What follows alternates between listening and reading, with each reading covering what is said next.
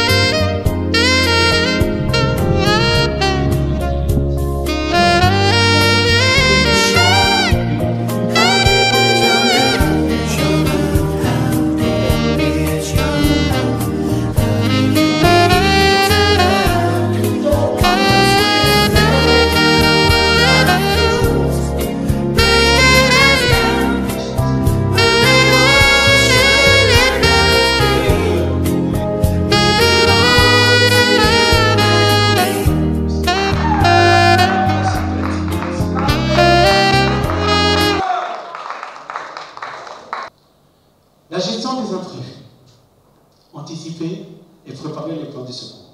Je vais parler de cette masterclass. Vous savez, j'ai eu beaucoup d'imprévus dans cette masterclass.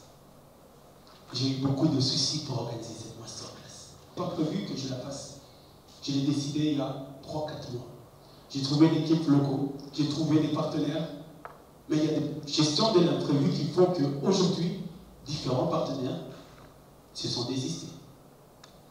Des personnes qui ont dit, voilà, on sera là, mais qui ne sont pas là. Pourquoi? Parce que voilà, ils ont estimé le temps de réalisation de certaines choses n'était pas vraiment approprié pour eux.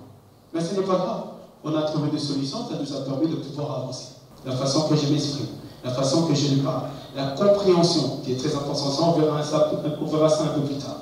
Il y a notamment aussi, ici, la façon que je mets tous mes produits en avant, la façon que le site internet est représenté. Le site internet est une vitrine pour vos événements. Comment est-ce que vous vous vendez dans à l'extérieur du pays et à l'extérieur du pays? D'imprévu, on l'a créé, c'est-à-dire à partir du moment où nous avons pu avoir de plan B pour pouvoir échanger avec d'autres prestataires en disant que voilà, suite à ça, est-ce que vous pouvez venir? C'est toujours trouver des personnes qui pourront à tout moment vous seconder ou vous apporter une aide que vous avez besoin. Et une équipe de soutien réactive. Mon équipe de soutien, ce sont Océane Evans, Nabil. Mon équipe de soutien, c'est la représentante de la ministre qui est là. C'est notamment aussi les personnes qui étaient là depuis le début, qui ont cru en ce projet, qui se sont dit, on va t'accompagner. C'est une première. M. Nawesh, qui ne me connaissait pas, mais qui a accepté de mettre ses agents de sécurité avec nous. Ça, c'est mon équipe de soutien. Des personnes qui croient en vous, et quoi qu'il arrive, ils se disent qu'on va l'accompagner, on va faire avec lui cette masterclass. Et je dirais aussi par ça, il faut savoir gérer ces relations. Il faut savoir chouchouter ces personnes. Il faut savoir les dorloter et leur dire merci. Alors, communiquer efficacement, effectuer des suivis et tirer des leçons. Former immédiatement des personnes concernées. Si je dois communiquer efficacement avec mon équipe, je dois leur dire clairement les choses telles que je le vois et telles que je le vis. Comment est-ce que je me sens dans cette masterclass? Comment est-ce que je me sens en tant qu'organisateur d'événements? On peut organiser par exemple un mariage. Il y a beaucoup de wedding planners, il y a beaucoup de event planners qui sont là. Dans un mariage, je pense que vous est déjà arrivé que vous perdez votre sang-froid. Ou tout ce que vous avez prévu ne se passe pas comme tel. La mariée qui arrive en retard, le pasteur qui pète un plomb parce que la mariée est en retard, ou bien le mari qui est énervé et il y a une dispute familiale qui s'éclate. Je pense que ça arrive à tout le monde. Moi, ça m'est arrivé. Dans ce moment-là, comment réagir? Comment anticiper? Vous, en tant que wedding planner, en tant qu'event planner, c'est-à-dire, vous devez déjà anticiper sur certaines choses, calmer les choses et faire en sorte d'être l'église au milieu du village, d'être le pont entre les mariés et les prestataires, entre les mariés et la famille. Parce que c'est vous qui allez apporter ce soutien dont les mariés ont besoin. S'ils vous ont choisi, c'est parce qu'ils savent que vous êtes là pour répondre à leurs attentes et à leurs besoins. L'avant, le large. Vous avez effectué un travail, vous avez mis les choses en place et qu'il y a des imprévus qui arrivent, essayez de voir qu'est-ce qui a marché et qu'est-ce qui n'a pas marché, le pourquoi ça n'a pas marché. Et surtout par la suite, faire... Alors, les compétences techniques. La première étape, c'est l'écoute. Pourquoi l'écoute? Parce que vous devez comprendre et entendre ce que vos mariés ont besoin. C'est leur mariage, c'est à eux. Et s'ils vous ont choisi, c'est pour que vous puissiez écouter et comprendre. Et par la suite, une fois que vous avez compris, c'est conseiller. Pourquoi? Parce que beaucoup de mariés, ils ont la folie de grandir. Ils se disent qu'ils veulent organiser un événement grandiose, quelque chose de grand, mais un petit budget. Et voilà. Si vous prenez ceci, ça vous coûtera plus cher. Quel est votre budget? C'est la première chose à poser. Quel est le budget qu'ils disposent pour pouvoir faire leur événement? Troisièmement, c'est l'organisation. Une fois que vous avez écouté, conseillé, organisé, à ce moment-là, vous réalisez ce qu'on appelle un rétro-planning. Par exemple, dans le cas de la préparatif d'un mariage, on commence le rétro-planning 12 mois avant l'événement, c'est-à-dire 1 an avant l'événement, avec la rencontre avec la famille. Une fois que c'est fait, on fait notamment l'achat, 6 mois après le mariage, on fait l'achat de tout ce qui est la bague, de tout ce qui est les accessoires, la robe de la mariée, et petit à petit, on descend et on organise l'événement. Le budget, notamment dans le rétro-planning. Quel est le budget que vous avez? D'accord? Recherchez les prestataires, sélectionnez, faites le devis, envoyez un contrat. Vous êtes le chef d'orchestre de tout cela. Tu peux descendre, s'il te plaît? Vous gérez le tout pour eux, même les imprévus. D'accord? Tu peux descendre? Descends encore un peu. Les compétences. Voilà, les compétences humaines. En tant que event planner, en tant que wedding planner, les compétences que vous devez avoir, c'est de l'empathie. De l'empathie, vous avez votre marié, vous avez la personne qui vous a engagé qui est là. Avoir un réel intérêt pour vos clients. Écouter, comprendre son souci. Parce que les personnes sont souvent stressées. Quand ils viennent à vous, ils viennent pour vous déposer tout leur stress et toute leur angoisse. Donc ça dit que vous devez écouter, comprendre et essayer de voir comment est-ce que vous pouvez les accompagner. Être patient à toute épreuve. Il peut y avoir des moments où vous avez le découragement total. Il peut y avoir un moment où vous n'arrivez plus à suivre. Mais ce n'est pas interdit à ce que vous, en tant que wedding planner, vous preniez le temps juste à côté pour vous respirer un peu, pour prendre un peu du temps pour vous, en se disant voilà, 1 minute, je reprends et je me lance. Ce n'est pas interdit. Donc, avoir une base sur tous les métiers. En tant que wedding planner, en tant qu'event planner, vous devez connaître tous les métiers qui entourent le métier que vous faites. Photographe, caméraman, vous devez savoir comment est-ce que vous pouvez faire votre montage. Parfois, vous avez des caméramans qui sont là, vous leur demandez votre travail, vous avez besoin de le publier directement, mais ils ne viennent pas à temps. Le travail ne vient pas à temps. Vous-même, vous pouvez être autodidacte. C'est-à-dire vous-même vous intéressez à ce travail-là. Essayez de voir comment est-ce que moi, je peux commencer à faire. Au début, le montage, ça peut être chaotique. Le montage que vous avez vu sur comment devenir expert dans le domaine de l'événementiel, c'est moi-même qui l'ai fait. C'est moi-même qui l'ai fait avec des programmes. Pourquoi? Parce que je m'intéresse. Parce que si je devais attendre un caméraman ou une personne adaptée pour faire le travail, j'allais peut-être attendre le temps, ou peut-être ça n'allait pas répondre à mes attentes. Avoir une gestion de la comptabilité, savoir une petite compétence dans la comptabilité.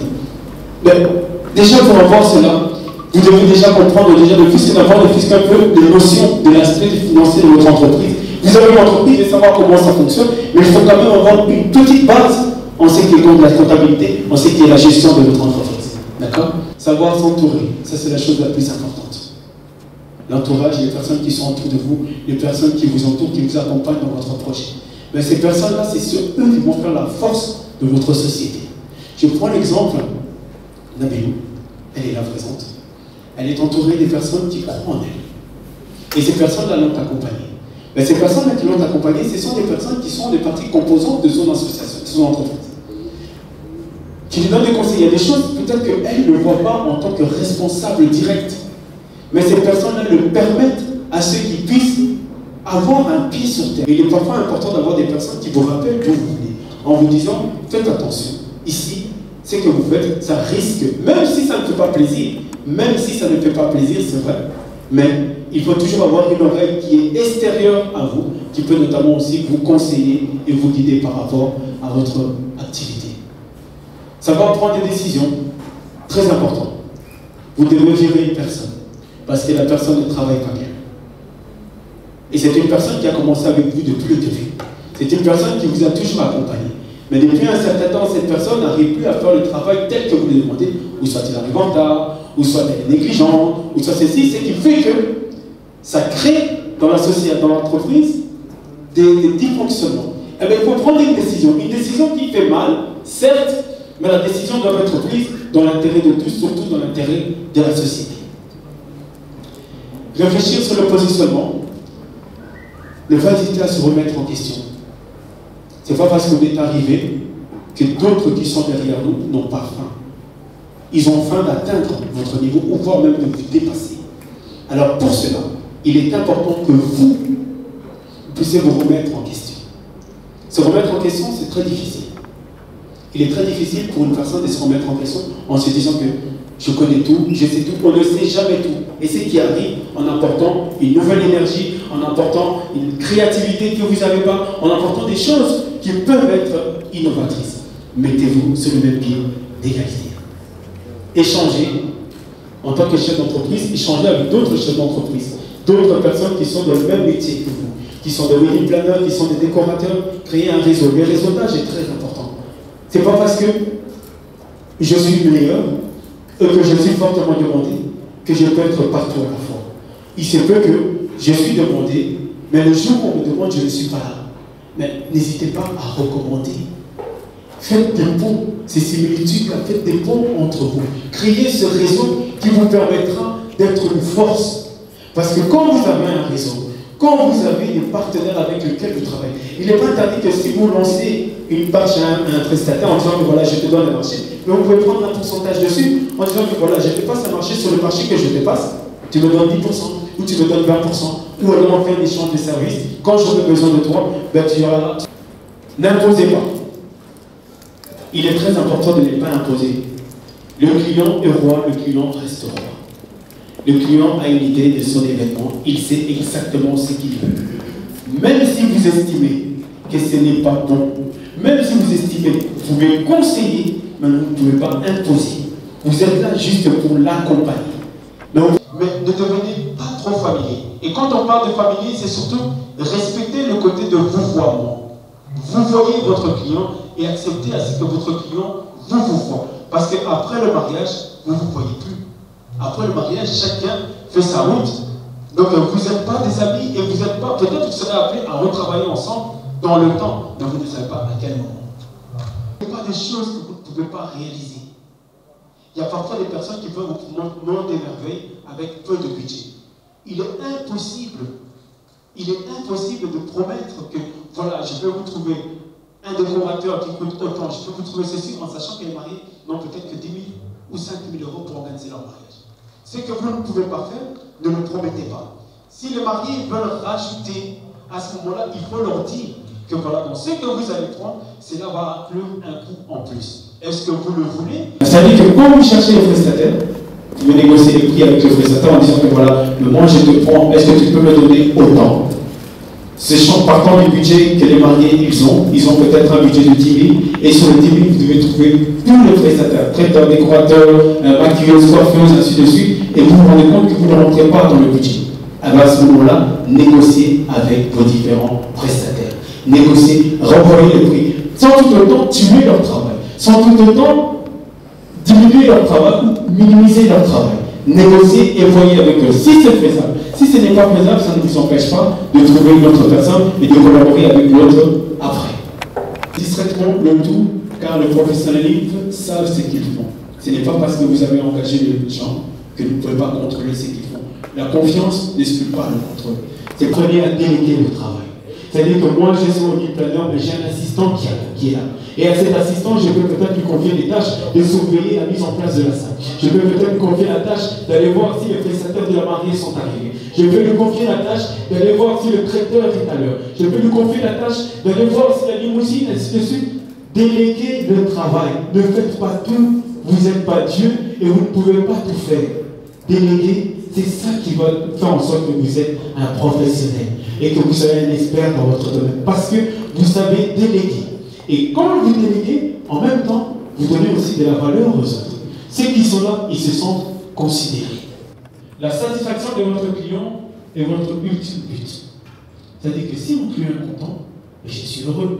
Si mon client me revient en me disant que oui, tu as bien travaillé, mais je vais essayer de voir qu'est-ce que je peux faire en sorte les sous de moins 10%. Ah, ok, ça va. Ça permet à l'école de se dire, ah, il a quand même pris en considération les choses que je lui ai dit. Alors, ayez un sens de la psychologie et du tact. La psychologie, c'est savoir cerner votre client et comprendre ses besoins. Et bien apprêté et discret. C'est-à-dire que si je suis monique planeur, je n'ai pas besoin de m'afficher pour qu'on sache que c'est moi. Je porte une tenue qui est noire, qui est sobre, et je me mets souvent sur le point où je regarde et je gère tout de côté. Je n'ai pas besoin de me mettre en avant. Ce n'est pas mon événement, ce n'est pas mon mariage, c'est le mariage de mon client. Et mon client, c'est le roi et la reine de la soirée. C'est eux. Mais quand il faut habiller la mariée, si elle n'a pas de dame de compagnie, à ce moment-là, vous pouvez l'habiller. Mais quand vous l'habillez, faites en sorte qu'on ne vous voit pas. Même si on voit qu'il y a un bout de votre main, on voit un tout petit peu votre logo, ça va. Mais on ne doit pas vous voir à chaque fois devant la caméra. Alors, soyez clairs, sûrs et recadrez si nécessaire. Recadrez les prestataires que vous avez engagés. Soyez clairs avec vos propos par rapport à votre clientèle. L'organisation de A à Z ou une organisation totale. C'est-à-dire que si vous faites l'organisation de A à Z, ça veut dire que vous prenez, ça dépend comment est-ce que vous facturez, soit vous prenez 20% de la somme globale du budget du mariage de votre client, ou soit à ce moment-là, vous faites une organisation partielle, à ce moment-là, vous prenez un petit pourcentage. L'organisation partielle, il est là. Le wedding planner prend en charge une partie de l'organisation. Ça peut être donc sollicité uniquement pour trouver les lieux, 3 lieux, exemple. Ça peut être des organisations partielles. C'est-à-dire qu'on m'engage juste pour trouver les lieux et différents prestataires. Et par rapport à ça, vous savez comment facturer à votre client. La coordination du jour J, c'est-à-dire faire un rétro-planning, le planning pour tous les différents prestataires, traiteurs, maquilleuses, coiffeurs, ainsi de suite et tout. Vous faites un planning que vous allez remettre à différents prestataires dans le groupe que vous allez créer, le groupe WhatsApp ou dans le Zoom que vous allez créer. Vous leur envoyez le programme en avant, un mois avant, afin qu'ils sachent exactement où ils doivent être, à quel moment ils doivent être et surtout le lieu qu'ils doivent être. Vous pouvez être notamment aussi me proposer la décoration ici à Kinshasa. Donc ça commence à venir. Alors, dans les demandes de mariage, soyez originaux. Soyez originaux, proposez des thèmes. Quand vous partez à Goma, quand vous allez animer, mais c'est ça, oui. C'est pas obligé que vous soyez dans la diaspora ou à l'extérieur du pays. C'est-à-dire que vous pouvez vous déplacer d'un point A vers un point B, ça devient une wedding destination parce que vous allez dans un lieu que vous ne connaissez pas et vous allez travailler avec des prestataires que vous ne connaissez pas. Donc ça devient une wedding destination. Enterrement de vie de jeunes filles, enterrement de vie de jeunes garçons, je ne sais pas si ça se fait. Généralement, en Europe, l'enterrement de vie de jeunes filles et de jeunes garçons, chacun de son côté, l'homme avec ses amis, les garçons d'honneur, la femme avec ses filles et ses demoiselles d'honneur. Les femmes, les hommes aussi le font aussi, attention. Ici, il n'y a que les femmes qui le font ici. Donc voilà, en Europe, on est un peu en avance. Donc voilà, l'enterrement de vie de jeunes filles, ben voilà, les mariés, donc ils sont pris en charge. Plusieurs pistes à cela. Alors, se démarquer.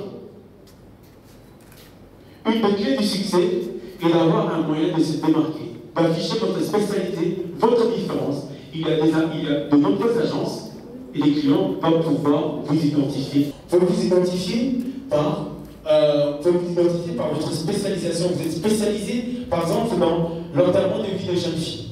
Vous êtes spécialisé, par exemple, vous êtes spécialisé dans l'enterrement de vie de jeunes filles. Vous êtes spécialisé notamment aussi dans les demandes de mariage. Comment est-ce que vous faites? Comment est-ce que vous trouvez cela? Vous êtes spécialisé notamment aussi dans l'organisation de vos événements. Quand vous venez en équipe, vous ne venez pas seul, vous venez à 4, 5. C'est-à-dire qu'il y a une personne qui s'occupe de la mariée qui est là rien que pour composer la mariée. C'est une différence. Il y a une personne qui est là rien que pour s'occuper de monsieur. C'est une différence. Il y a une personne qui est là pour gérer la logistique. Et tout ça font que vous rentrez dans un pack. Et ce pack-là, c'est ça que vous proposez au client. Il s'est dit, ah, si je prends cette personne-là, mais la personne que je vais prendre au CN, par exemple, elle va m'amener ses hôtesses. À côté de ses hôtesses, je vais avoir d'autres personnes qui vont faire l'installation, ainsi de suite. C'est différent, je vais aller chez elles. Les personnes qui sont des décoratrices, souvent les décorations classiques, les décorations en épi, d'accord? Tu peux descendre un peu. Ça, je pense que les décoratrices connaissent. En cercle ou en demi-cercle, d'accord? En escargot, donc vous connaissez, donc qui font une espèce de tourbillon comme ceci. C'est souvent très beau. Et ça, c'est souvent pour le mariage à l'extérieur. Tu peux descendre? Les rondes, voilà, descends encore un peu. Voilà, stop. Quelques heures là. Au moins, la décoration qui est décorée comme ceci, avec des éventails personnalisés qui mettent en avant votre société. Tu fais descendre.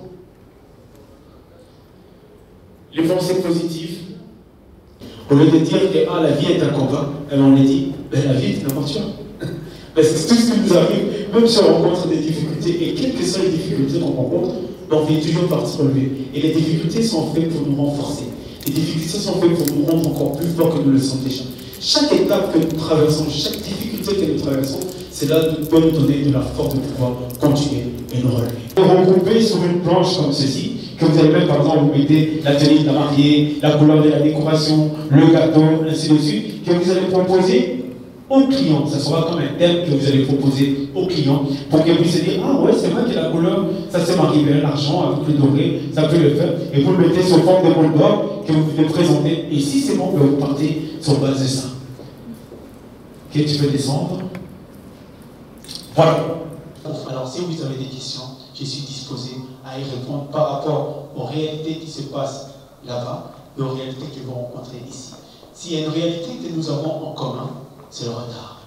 Dans nos mariages en Europe, parfois quand vous mettez à 20h, les invités arrivent à 23h. Et je ne sais pas si c'est ici la même réalité, mais il y a souvent des réalités qui sont des similitudes.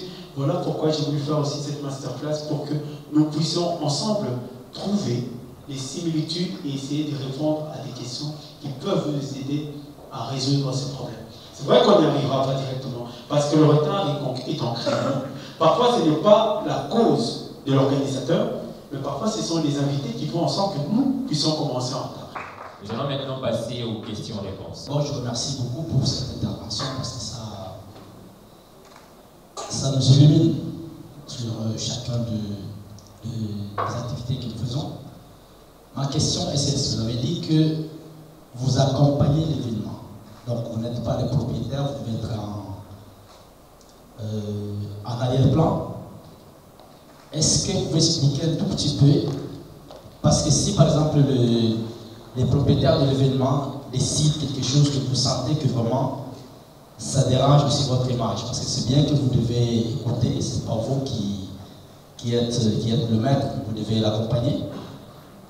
Jusqu'où est la limite entre votre image et ce que l'autre propose? Parce que si vous a cherché, c'est parce que peut-être il a besoin de conseils, et après s'il est plus têtu, disons comme ça, que parce qu'il a certaines couleurs, par exemple, qu'il aime et que vous proposez d'autres, entre la peur et aussi l'écoute, vous pouvez nuancer un tout petit peu. Quand le client me dit que, voilà, j'aime bien cette couleur-là, je ne peux pas l'imposer. C'est que moi, j'aime. Ce n'est pas mon mariage, ce n'est pas mon événement, c'est le client qui m'a pris pour que je puisse organiser ce événement. C'est-à-dire que je suis là pour le conseiller. Si je le conseille en disant que si vous mariez cette couleur-là avec cette couleur-là, ça risque peut-être de faire tout moche, ça risque de ne pas y aller, je lui laisse la décision et le choix de prendre, de prendre mon conseil ou de ne pas le prendre. Mais je ne peux en aucun cas l'imposer ou lui dire que c'est moche. On doit utiliser un langage qui ne doit pas être agressif. On doit utiliser un langage qui doit être diplomatique. Un langage qui fait que je lui explique d'une façon très diplomatique en disant que la couleur que vous avez choisie n'est pas jolie, n'est pas très belle. Mais si vous prenez ça, essayez un peu ceci. Qu'est-ce que vous en pensez? Surtout le mot de dire, toujours pour remettre la décision à la cliente en disant qu'est-ce que vous en pensez? Et c'est elle qui dira, ah, j'estime que, oui, c'est vrai, vous avez raison, à ce moment-là. Mais au grand jamais, je veux me mettre à mal parce qu'une cliente m'a dit, oui, la couleur que vous m'avez proposée, je n'aime pas. Non, je ne peux pas me mettre à mal par rapport à ça. Au contraire, je vais dire, ok, c'est votre choix et je me limite là. Je ne peux pas plus loin. Ça ne sert à rien parfois d'aller en combat avec le client parce que il vous a engagé. Il ne vous a pas engagé pour que vous puissiez vous imposer à toute décision qui peut être prise. Ça va? Je ne sais pas si je répondais à votre question. Ça va. Merci pour le micro. La parole à Cambadé. Ma question était de savoir, qu'est-ce que vous nous proposez afin que ce métier noble puisse être respecté ici à Kinshasa? Merci beaucoup pour votre question. Les personnes, souvent, vous savez, les personnes se disent wedding planner ou décoratrices. Pourquoi? Parce qu'eux-mêmes ont organisé leur mariage. Eux-mêmes ont décoré leur mariage sans avoir les attenants, les aboutissements, savoir comment les choses se passent. Ils deviennent wedding planner. Ils ne connaissent pas la déontologie du métier. Ils n'ont pas suivi la formation, alors qu'il y a d'autres qui ont fait des formations, qui ont fait des études pour ça et qui ont payé. Mais ces gens-là, ils sont relayés au second plan. Et c'est pour ça qu'on trouve parfois des personnes qui ne sont pas professionnelles dans le métier, qui viennent et qui cassent les prix. Vous cassez les prix en disant que moi, par exemple, je suis wedding planner ou je suis décoratrice, et par rapport à la décoration, ben, il faut compter déjà le coût que ça m'a coûté pour transporter la chaise de là où je l'ai achetée jusqu'à ici, le transport. Le coût que ça m'a coûté, c'est énorme. Notamment aussi quand je viens décorer, il y a aussi la main-d'œuvre qui est dedans. Alors vous avez parfois des décoratrices qui vont dire, ah ben, moi je vais casser les prix, au lieu de prendre par exemple 15 $, je le fais peut-être à 3 $. Sans pour autant avoir fait le tour des différents prestataires. Créez un réseau. Créez un réseau. Soyez en contact avec les personnes qui sont dans votre métier. Parce que si vous créez un réseau, c'est-à-dire que les clients qui vont venir chez vous en disant que je vais aller chez tel parce que c'est moins cher, mais s'il vient chez vous et qu'il trouve que c'est le même prix, il va chez l'autre et trouve que c'est le même prix, vous allez discipliner le client. D'accord? Et vous allez faire en sorte que ceux qui ne sont pas professionnels ne puissent pas atteindre un niveau de succès. Parce que le succès, ça vient comment? Quand vous avez beaucoup de prestataires vous avez beaucoup de demandes. On vous appelle par-ci, on vous appelle par-là. Et souvent, quand vous êtes fortement demandé, vous avez tendance à négliger le détail. Vous avez tendance à oublier. En faisant les choses vite, vite. Ah, parce que je dois aller vite. Vous prenez peut-être 3, 4, 5 marchés sur une journée. Mais ce n'est pas possible. Vous ne pouvez pas être partout à la fois. À un moment donné, il faut savoir aussi, il y a de la place pour tout le monde. Kinshasa, toute l'Europe, ou bien l'Europe est assez grand. Et il y a de la place pour tout le monde. C'est-à-dire que si vous ne créez pas cette synergie de collaboration et de travail en équipe, il est très difficile que les clients, quand le client trouve votre faiblesse, quand il sait que, ah, si je vais chez lui, je vais aller dire, ah, mais quand je vais chez l'autre là, mais l'autre là me fait des prix. Ah bon? Elle fait ses prix. Les clients, c'est comme ça parce qu'ils regardent leur intérêt. Ils ne regardent pas votre intérêt. Le client se regarde sa poche en disant, si je dépense moins ici, ça m'arrangerait mieux. Donc je vais aller chez telle personne, je vais dire que l'autre m'a donné autant. Comme ça, si elle descend, ah mais je vais aller chez l'autre, elle va vouloir me garder. Donc c'est vraiment la chose importante sur laquelle il faut savoir, c'est se professionnaliser, avoir une formation requise auprès des personnes qui ont créé leur agence d'événementiel, leur agence de formation pour former des wedding planners ou des décoratrices. Prenez les formations. Par exemple, les hôtesses. Je prends un bête exemple. Il y a l'accueil qui est très important. Quand vous avez un accueil les personnes vous accueillent d'une manière que vous aimez, que vous trouvez désagréable, ou qui ne sont pas souriantes, ou qui ne vous saluent pas, même un bonjour ne vous dit pas, vous êtes directement brusqué en disant, ah, Mais je viens dans cet événement, je suis très mal accueilli. C'est très important. Donc, pour l'importance de prendre des personnes qui sont qualifiées, qui ont été deux choses que je vous dirais aussi, c'est de ne pas jalouser l'autre. C'est de ne pas mettre les bâtons dans le roue chez l'autre. C'est pas parce que l'autre se place. Non. Mon but à moi, en venant ici, ce n'était pas de prendre votre place. Je ne viens pas m'emparer de votre marché, qui est déjà un marché assez difficile, tenant compte du coût de la vie, tenant compte de taux du jour. Je viens apporter une expertise et collaborer. Dans le sens, la manière que je viens en disant que je ne viens pas seul, il y a d'autres intervenants qui seront là, qui vont intervenir. Mais ces intervenants, ce sont des locaux. Je ne suis pas venu me dire, moi je viens en tant que donneur de leçons pour vous dire, voilà, ça c'est que vous faites, c'est bien, ça c'est que vous faites, c'est... Je viens de vous montrer ici, le stress c'est quelque chose qui est familier à tout le monde. Tout professionnel que vous êtes, si vous n'avez pas de stress et qu'à un moment donné vous ne vous sentez pas perdu, c'est qu'il y a un souci. On l'a tous. Il y a des manières de le gérer. Il y a des manières de gérer son stress. Est-ce que j'ai répondu à votre question? Quand on demande aux mariés le budget pour le mariage, le salaire doué du planeur est inclus ou... J'ai pas entendu.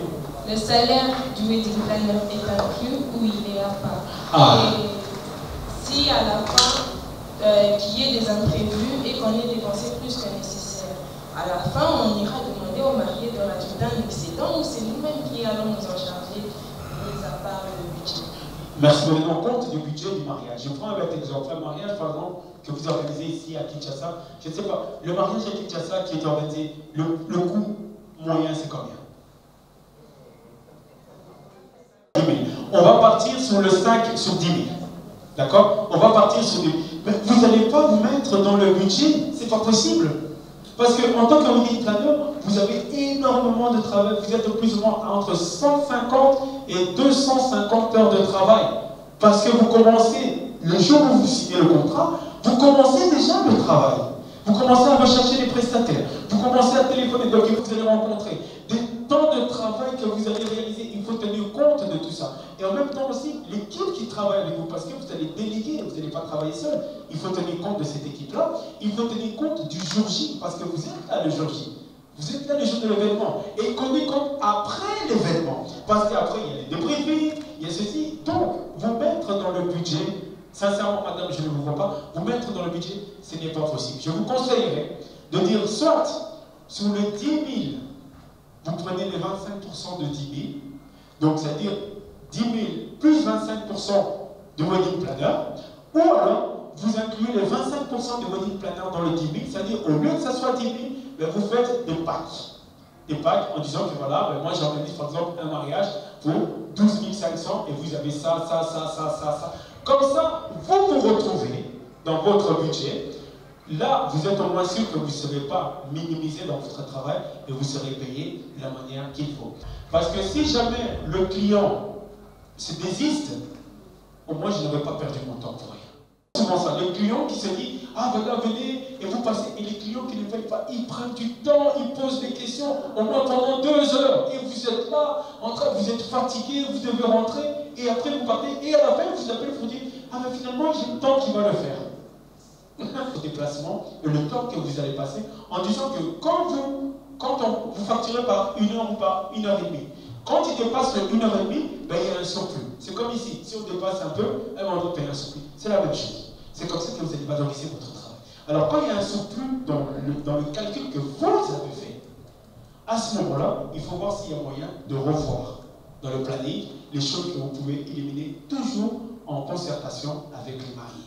D'accord? Et si par exemple ce sont un surplus parce que le marié ou la mariée a des exigences extra, qui veut rajouter, oui, par exemple, je veux venir avec Mamba Security, je sais qu'ils ont des chiens, je sais qu'ils ont ceci, cela, ben, ça va me coûter un peu cher. À ce moment-là, c'est dans le budget, et vous voyez avec le marié ou la mariée en disant que voilà, si on prend un extra, ça coûtera. Mais si vous ne posez pas la question et que vous prenez les décisions sans pour autant en référer au marié, à ce moment-là, ça devient de votre responsabilité. Je suis Madame Natacha, je suis de Dash Event, je suis wedding planner et décoratrice. Alors, pour revenir à la question de Madame, genre à les demandes des mariés, évidemment en restant bien évidemment dans leur marge. Donc ça nous permet de ne plus courir après les mariés, après l'événement, et ça nous permet à nous de pouvoir libérer nos prestataires. Effectivement, l'enveloppe des imprévus, il faut le prévoir. Mais vous prévoyez l'enveloppe des imprévus quand vous êtes wedding planner, pas quand vous êtes coordinateur jour J ou quand vous faites de l'organisation partielle. C'est quand seulement vous êtes wedding planner et que vous avez un budget, par exemple ici, de 12 000 pour organiser votre mariage, mais vous dites à la mariée, mais il faut prévoir une fourchette de 15 000. Pourquoi? Parce qu'il y a des imprévus de dernière minute. Il y a par exemple une personne qui peut se désister, ou il faut trouver une personne d'urgence, ben, il faut le payer. Quand vous trouvez une personne à la dernière minute, il va vous facturer aussi très cher. Donc ça veut dire que cette enveloppe va vous servir. Et s'il en reste, c'est tant mieux, parce que le mariage est un coût. Le mariage coûte énormément d'argent. Mais ça veut dire que s'il en reste, ben, ce sera l'enveloppe qui sera pour les mariés. Deuxième chose aussi, si vous êtes wedding planner, faites en sorte que ce soit la mariée qui fait les enveloppes et qui ferme les enveloppes, qui les cède. N'ayez pas de l'argent en main qu'on vous donne, mettez les enveloppes dans... La mariée vous met le montant de différents prestataires avec leur nom fermé, et quand vous remettez cette enveloppe au prestataire concerné, faites-lui signer une décharge. Moi j'ai deux petites questions. La première est celle de savoir, et donc en wedding planner, quel conseil donneriez-vous à ces personnes qui sont dans leur faible financement? Et puis la deuxième est celle de savoir, le travail de wedding planner s'étend aussi sur l'organisation de conférences, de deuil. Alors, vous entendez bien? Wedding. Ça se limite au mariage. À ce moment-là, si vous me dites event planner, là, vous pouvez vous étendre dans tout ce qui est conférence et tout ce qui va avec et tout ça, concert, ainsi de suite. Mais quand on parle de wedding, le wedding reste que dans les mariages. D'accord? Alors, vous avez des wedding planners qui sont notamment aussi, comme la chef vient de dire, qui sont aussi des décoratrices. La wedding planner peut avoir ces doubles casquettes-là, d'être en même temps wedding planner, d'être en même temps décoratrice. D'accord? Donc elle peut décorer, ça veut dire qu'elle a une équipe, elle est wedding planner, mais elle a une équipe à elle qu'elle a formée, qui est dans la décoration, qui vont venir décorer, mais ça reste dans sa société. Ce qui lui permet en tout cas d'avoir beaucoup plus d'argent en poche, n'est-ce pas? Ça lui permet notamment aussi de maîtriser le marché, d'accord? De se dire que vous êtes complet. Et moins de stress. Non.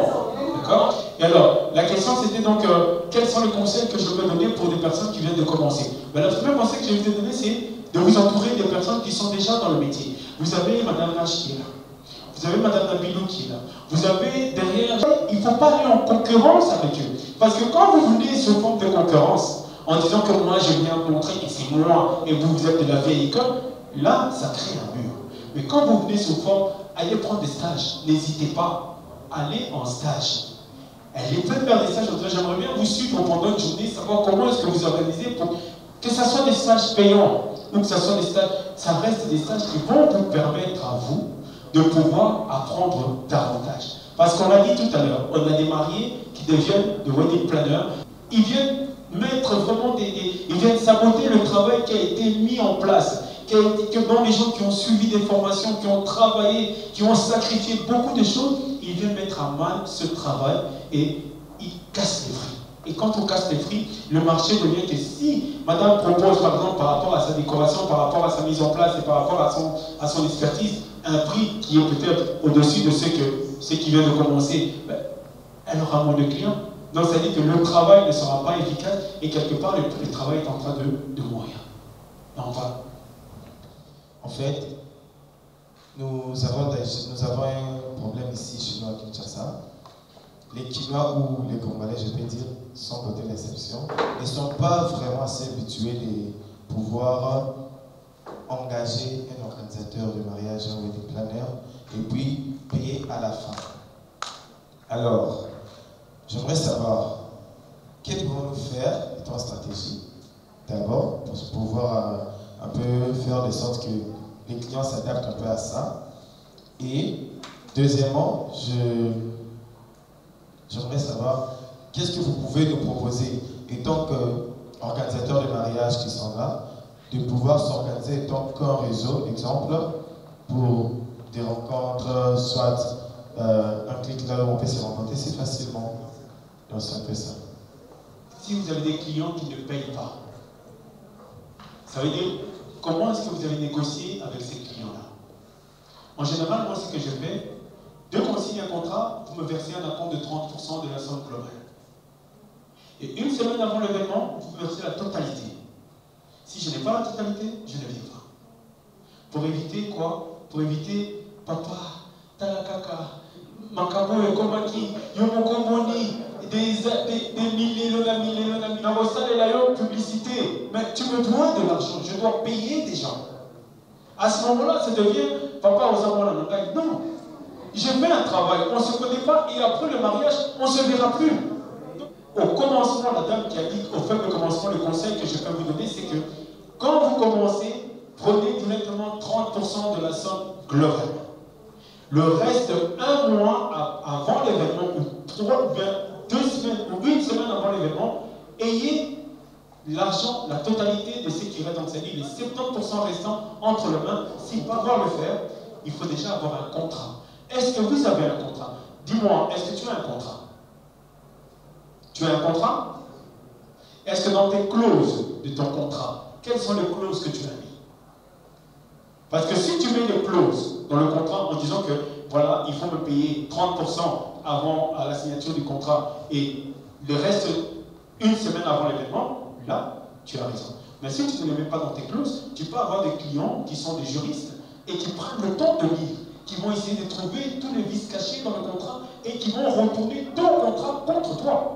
En se disant que, ah mais c'est pas marqué dans votre contrat, moi je ne le savais pas. À ce moment-là, c'est vous qui êtes fautif. Donc, marquez, c'est pour ça que j'ai dit, ayez un contrat. Le contrat que vous allez avoir va vous permettre non seulement de vous protéger vous, mais de protéger aussi les clients parce que ça doit être dans les deux sens. Il ne faut pas avoir seulement un contrat qui vous protège vous. Sinon, à ce moment-là, ce n'est pas intéressant. Il faut que ça protège le client et que le client se sente protégé par le contrat et se sente mis en confiance.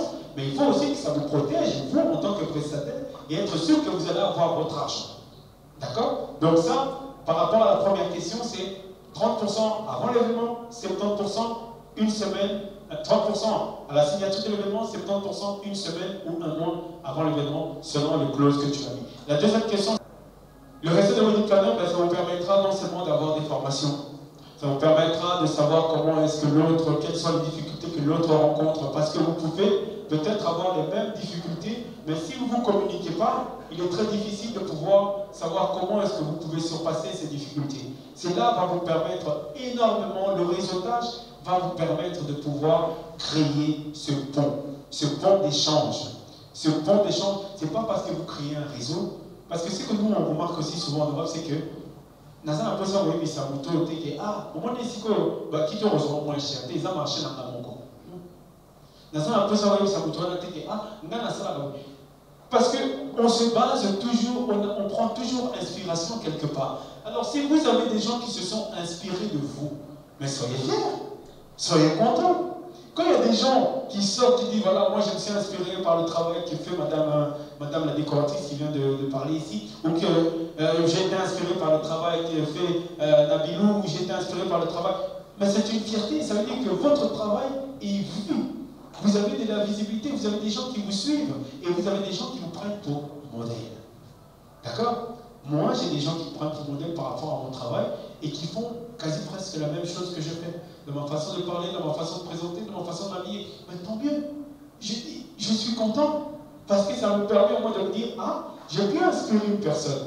Et peut-être j'en ai encore inspiré une deuxième. C'est-à-dire que mon passage, n'oubliez pas, on est des passagers sur cette terre.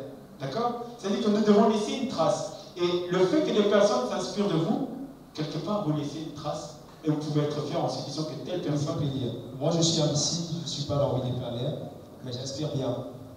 Pendant les organisations, est-ce que lorsque la somme est versée, il y a aussi une somme, dans cette somme, qui prévoit les imprévus des dégâts au cours des mariages, parce qu'il peut toutefois arriver, des personnes, il peut arriver, ou bien, en tant que wedding planner, il faudrait qu'il y ait une caution réservée pour prévoir les imprévus qui peuvent arriver. Alors ça, ce n'est pas à vous de prendre en charge la responsabilité s'il y a un dégât ou s'il y a une casse dans la salle. Vous êtes prestataire et les mariés qui ont pris la salle, dans les clauses qu'ils ont signées de contrat, il y a une clause où en cas de casse, en cas de dégâts, en cas de ceci, en cas de cela, ce sont eux qui sont responsables. Quand ils signent cette clause-là, ils signent la responsabilité. C'est-à-dire que vous, en tant que... Mais ce n'est pas pour autant que, quand vous savez que vous n'êtes pas responsable, il faut aller casser quelque chose. D'accord? Mais ça ne vous regarde, cela, ça ne vous concerne pas. Que s'il y a un souci qui se passe, et que par exemple, il y a eu un mariage qui s'est passé où la salle a pris feu au moment de l'ouverture de la piste. Mais la responsabilité, ce n'est pas la responsabilité du wedding planner, c'est la responsabilité de la mariée ou la responsabilité de la salle. Alors nous, ce qu'on fait souvent en général en tant que wedding planner, on prend une assurance. L'assurance familiale qui continue sur notre assurance maison, ainsi de suite. Et cette assurance-là nous couvre dans nos événements, dans nos déplacements. En cas de problème, par exemple, si j'ai un accident durant le trajet, ben ça me couvre. Pourquoi? Parce que mon assurance sait que je suis un prestataire et je fais un travail en supplémentaire. D'accord?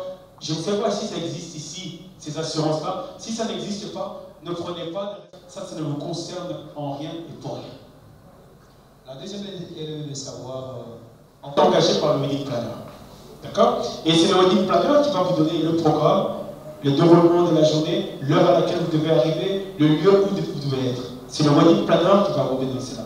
D'accord? Donc c'est lui ou elle qui est la chef d'orchestre. Donc ça dit qu'il est le pont ou elle est le pont entre vous et la mariée. Vous n'allez pas trouver la mariée parce que ce jour-là, elle est stressée, elle est dépassée. Elle a pris un wedding planner pour ne pas avoir des gens qui viennent lui dire « Maman, ici ça ne va pas, ici ça ne va pas ». Parce que le wedding planner, souvent on a ça. On croit que tout va bien et ce qu'il y a de bien avec le wedding planner, on fait souvent l'attitude du canard. Vous connaissez l'attitude du canard? Est-ce que vous connaissez l'attitude du canard? Le canard, il a une attitude noble. Il est très charismatique, mais en dessous, il rame. Il travaille en dessous. Mais quand tu le vois au devant comme ça, tu ne verrais pas cela. Eh bien, c'est l'attitude que le wedding planner doit avoir. C'est-à-dire que quand bien même il y a des ça ne va pas, quand bien même il y a des soucis d'organisation, vous ne devez en aucun cas montrer cela à vos mariés ou montrer cela à votre client. Parce que quand vous lui montrez cela, vous lui rajoutez du stress inutile, un stress qu'elle n'a pas besoin. Mais tandis que l'homme, il est assis, il regarde leur passer, il boit son whisky, il est avec ses trucs qui parlent, mais la femme, elle veut tout gérer. C'est pour ça qu'il est important que même quand ça ne va pas, que la wedding planner puisse rester et garder le sang-froid. Je l'avais dit tout à l'heure, garder le sang-froid face à toute situation et anticiper. C'est-à-dire que la décoratrice n'est pas arrivée. Ok, elle n'est pas arrivée, qu'est-ce qu'on fait? Il faut trouver un plan B, commencer à téléphoner. Est-ce que tu sais me dire? Dans l'urgence. Et par rapport à cela, si ça ne rentre pas dans le budget, vous avez le parrain qui est là, ou la marraine qui est là. Trouvez la marraine et parlez avec la marraine en disant que telle personne que vous avez engagée n'est pas arrivée, qu'est-ce qu'on fait? Est-ce qu'il y a une enveloppe qui a été prévue? S'il y a une enveloppe qui a été prévue, à ce moment-là, vous piochez. Ou bien, par exemple, il y a des boissons qui appellent. Vous êtes arrivé en rupture de boisson pour le vin d'honneur. Qu'est-ce qu'on fait? À ce moment-là, il y a des enveloppes qu'on prévoit pour aller ravitailler la chose. J'espère que j'ai répondu à votre question. Mais ça n'a pas été organisateur mariage pour organiser les mamans. Attends, c'est le ça parce qu'il te soit encore pour le mais ça n'a pas été. Et là, on dit que c'est que ça, étant que organisateur, étant que des événementiels, pas seulement le wedding planner, mais les événementiels en général, pour nous commencer ça, la quinoa, les Cambodgiens. Merci beaucoup, causer la tête comme on dit d'ailleurs, foot alors parce qu'on me manque à la ah, master, yo, mon foot, c'est pas les sous. Ah, talaka. Alors, ce que je sais à Moussala, il y a un dès le départ, soit tu le fais pour le but que dans une salle en haut, Narosa il a écrit, et le prix que je vais lui faire comprendre que au Bessingaï, sinon je ne fais pas. Que s'engager dès le comment il faut tâter. Alors à ce moment-là, nous voyons que c'est Kédé en tant qu'invité. Parce que présence d'entendre en tant qu'invité est beaucoup plus important que ce qu'on cueille en tant que prestataire ou aux autres là, après ça va le meilleur moment. Autant aussi ça va ça en compte de goutte. Après ça les longs l'obidamo après l'obikuna a comme un problème aux autres gazeurs sur le téléphone dès que comme il reçoit.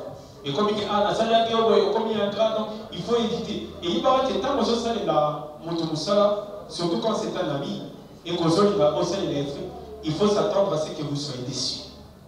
Parce qu'au moment où tu acceptes, tu dois t'attendre à ce qu'il y ait une déception qui suit.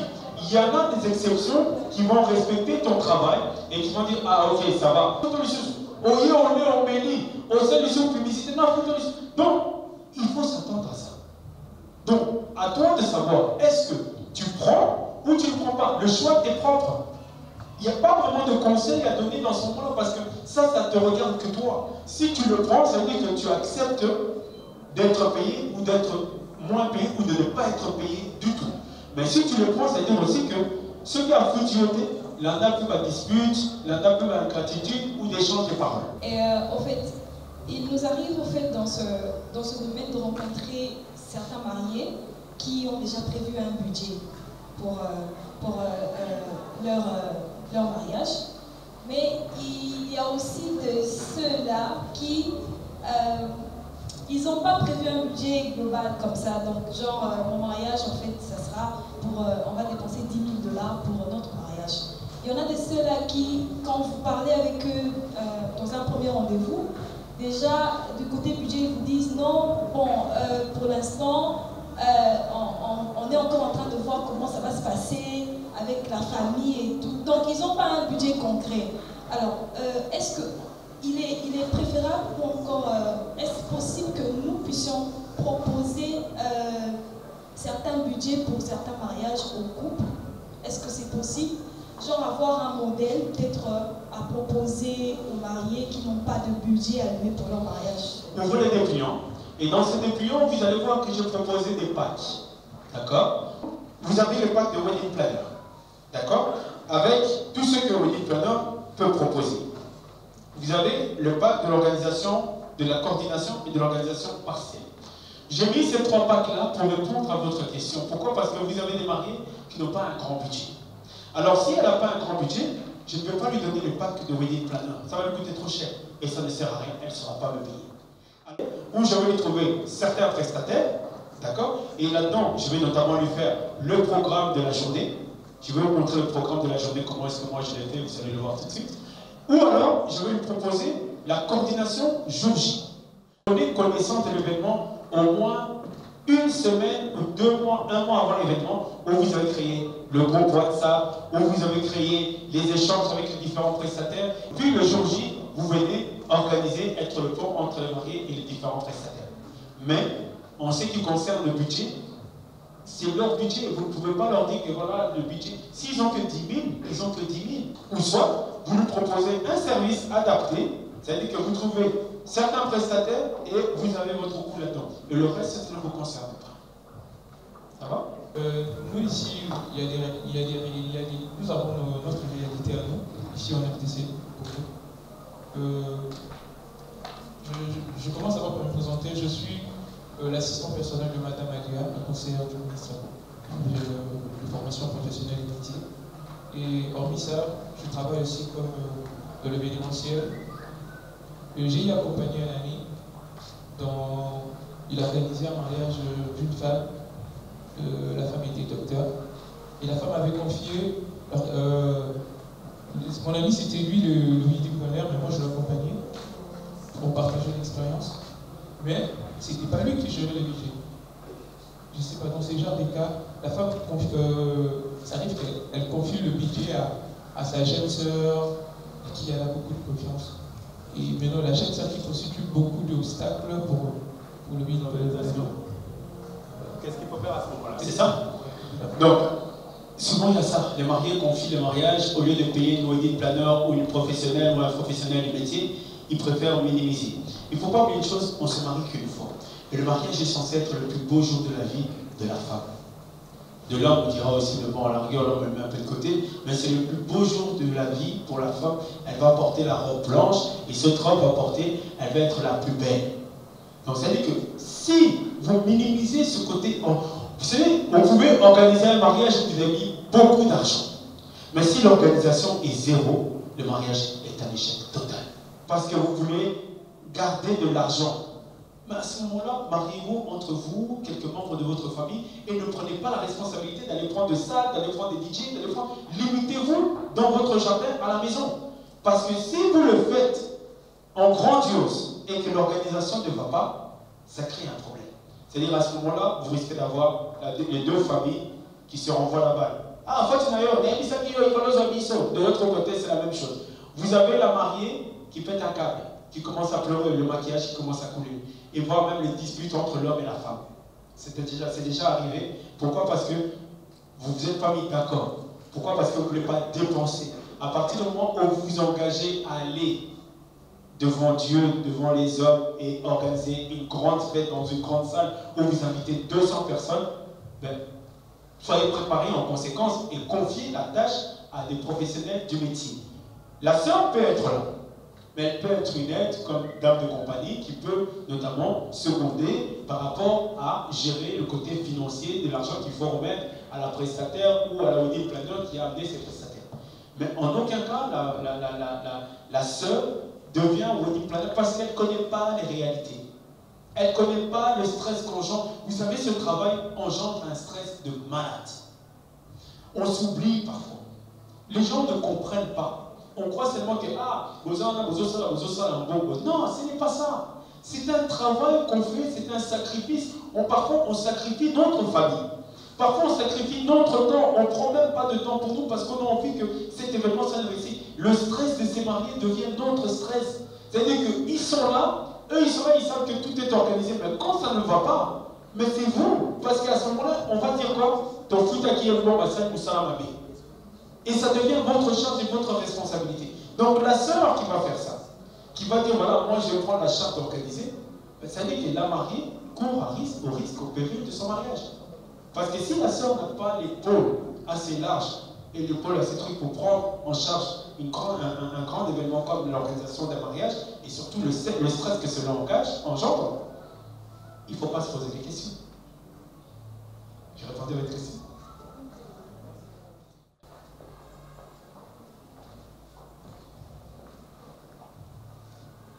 Bonjour à tous. Ma question est celle de savoir comment se prendre devant un couple qui veut vivre un mariage de prince et de princesse pour un budget qui ne correspond pas à leur demande. Je m'attendais. Alors, vous avez un couple, et c'est souvent la femme, qui veut vivre un mariage de rêve. Ça, on a Facebook, tout le monde dans les réseaux sociaux, on appelle un cas mariage à des mois. Qu'est-ce qu'elle va faire? Elle va mettre de pression à son mari. Son mari qui a un budget limité. Mais le mari qui veut tellement faire plaisir à sa femme va faire quoi? Va s'endetter. Vous suivez le cheminement? Le mari va aller s'endetter. Ils vont avoir de l'argent, minime bien sûr, mais malgré ce qu'ils vont avoir, la femme ne va pas s'assigner parce qu'elle a une robe de princesse. La robe de princesse, quand vous commandez ça, des céréales, ça vaut peut-être 2000, 3000, ainsi de suite. Le budget peut être déjà dans le mariage. Vous prenez la salle. La salle, vous comptez inviter 200 personnes. Non, la femme va inviter 400 personnes. Même les gens qu'elle connaît, qu'elle a vus, qu'elle a rencontrés une fois, mais elle veut du matu vu. Mais quand elle veut du matu vu, en ce moment-là, vous, en tant que wedding planner, vous mettez des barrières. Vous mettez une limite en disant que, écoutez, ce que vous voulez, on peut le faire. Mais est-ce que vous avez le budget? Oui, on a le budget. Ok, présentez-moi le budget que vous avez. Et par rapport à ça, on va voir ce qu'il y a lieu de faire. Si la mariée vous présente le budget, ce n'est pas un budget en monnaie, mais un budget qu'ils ont en disant que nous avons autant pour organiser notre mariage, rassurez-vous que quand vous allez prendre le prestataire, au moment de signer le contrat avec différents prestataires, vous avez déjà des acomptes pour donner à toutes ces personnes. C'est-à-dire que vous faites le listing de tout ce que vous devez avoir comme budget pour payer vos prestataires. Et à chaque fois que vous devez, faites aussi en sorte de signer toujours 3 contrats. Un pour vous, un pour le marié, un pour le prestataire. Comme ça, ça vous protège. Je reviens encore avec cette histoire de contrat qui est très importante. Parce que quand vous avez des maris, et souvent ces maris-là, vous vous rendez compte, ce sont des maris qui sont très difficiles et très capricieux. Elles veulent un mariage de princesse, mais elles sont aussi capricieuses sur des petits détails, elles n'ont pas beaucoup d'argent, mais elles veulent de grandes choses. À ce moment-là, il faut faire preuve de professionnalisme, d'un sang-froid, de résistance au stress, parce que ça va être un mariage stressant en tout et pour tout et à chaque moment. Mais sachez juste mettre les limites. Là où vous pouvez vous limiter, vous dites à la personne, ici on ne pourra pas. Si vous avez le budget, on peut le faire. S'il n'y a pas de budget, on ne peut pas le faire. Même si ça reste le mariage de la mariée, assurez-vous que la chose soit payée ou la compte soit versée pour que vous ne soyez pas en défaut avec le prestataire. Est-ce que vous pouvez applaudir pour Alors, nous allons maintenant passer à un moment de pause. Il y a un groupe de danse qui va danser, ils vont essayer de prester. Et juste après, nous allons essayer de déguster un petit cocktail de la part du service catering chez Joe. Les danseurs sont-ils prêts?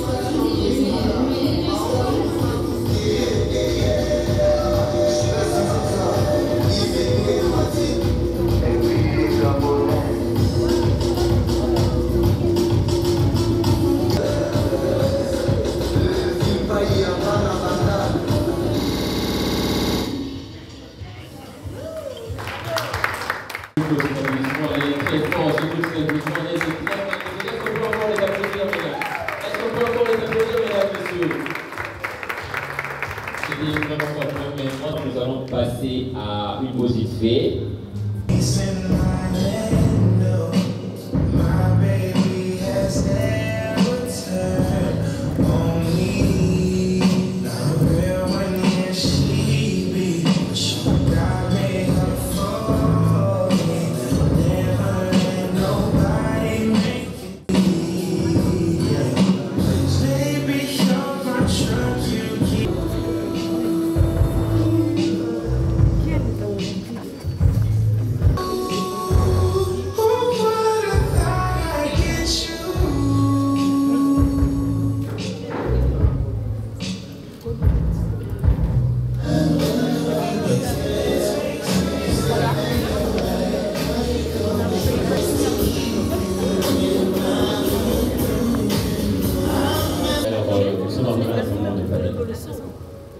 d'échange, un moment de question de savoir un peu en profondeur ce que pendant que c'était les régions du Béni. Est-ce qu'on peut applaudir monsieur?